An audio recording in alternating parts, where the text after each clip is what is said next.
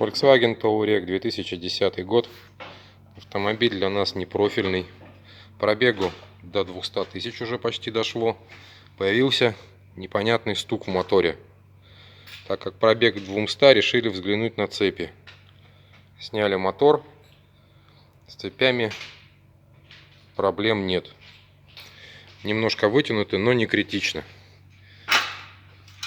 Дальнейшие поиски привели нас вот к этому. Это рокер.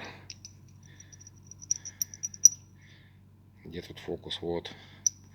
Развалился игольчатый подшипник рокера.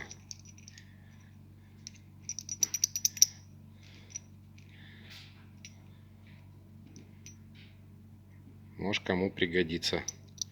Потому что в интернете вот этого я ничего не нашел.